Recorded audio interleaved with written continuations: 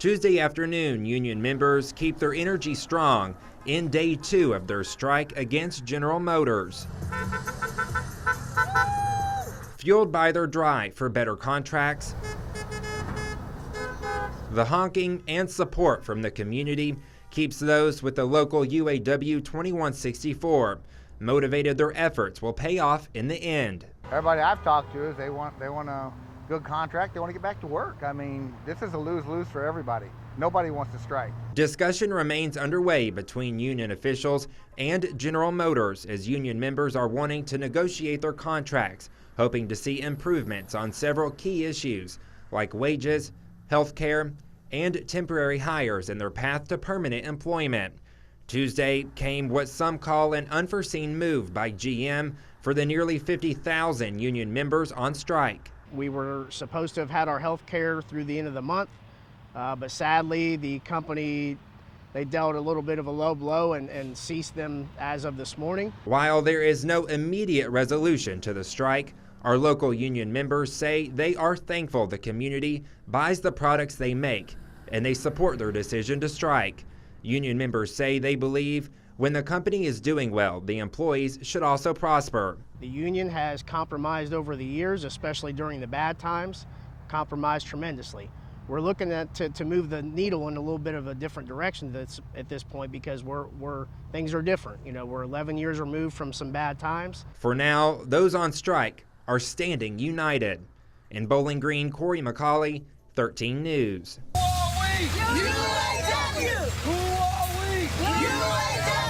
As we enter week 2 of the strike, negotiations remain underway, though officials say some progress has been made. In Bowling Green, solidarity among union members is stronger than ever before. Monday, around 80 members of the UAW 862 in Louisville traveled to Bowling Green to show their support. They're going through sacrifices right now. They're not having any income coming in. Their insurance gotten turned off.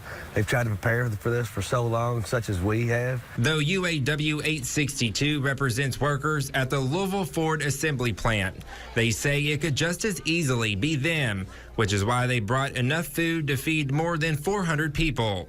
I'm in shock. All the support we've had from the community, just a whole ball of wax. You know, it's easy to talk, but these people are walking the walk, and it's so appreciated. It shows that we got a lot of common ground, and we need to fix this thing for everybody.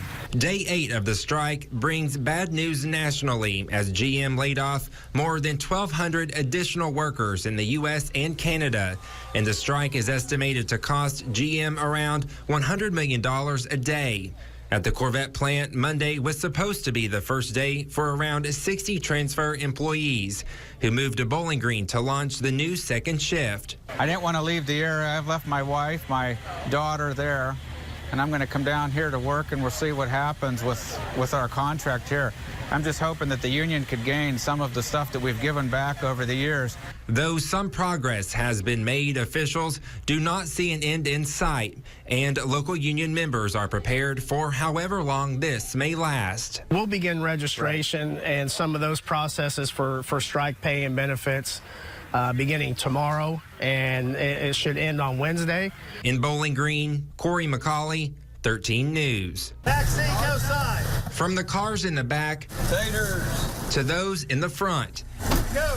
These UAW members formed an assembly line, but not like the one they're used to. It's stressful when you got a situation like this, but they're strong. Thursday marks day 18 of the UAW strike against General Motors. And nearly 3 weeks into the strike, GM employees across the nation are feeling a financial strain. There are hundreds of people in our membership and thousands nationwide that guarantee that they're feeling, you know, at least a little bit of pressure. Instead of an assembly line building cars, these union members are loading cars with groceries. We have chicken, we have pork, we have tuna fish, we have beef stew, we have some fresh vegetables, we have potatoes, we have fresh fruit. fruit, apples. Feeding America traveled from Elizabethtown for an emergency food pantry distribution, prepared to feed around 500 households. But one of the things we provided today to them was also a list of food pantries and distribution points in the county where they live. We've got a lot of workers that were here today from surrounding counties who need food. Officials say negotiations continue between the union and GM, but so far the proposals for new contracts have been less than what the union wants. Mediocre offers, it's not going to be entertained. We're here, we mean business, and we're going to get the needle going in the other direction, period. A direction they believe is better for GM employees. In Bowling Green, Cory McCauley, 13 News. At the Corvette plant, it's back to business as usual, as Monday marks the first day back to work for General Motors employees across the U.S. I think they're feeling, that they're glad they're back to work, but they would like to see more things they wanted in their contract. That speaks for how close the votes were and some of the no votes. But at the end of the day, it's going to be good everybody gets back to work. And Friday, the international UAW confirmed that nationwide the new contracts between GM and the union were approved, though not everyone voted in favor. At the local 2164, a majority voted against the new contracts. One reason, in my opinion, that we did receive more no votes is we do have a lot of transfers that were directly and adversely affected, by the plant closures, by the unallocated status that they were placed under. At the Corvette plant, the strike caused delays in production. Officials say crews must first finish up work on the C7 before work can begin on the new C8.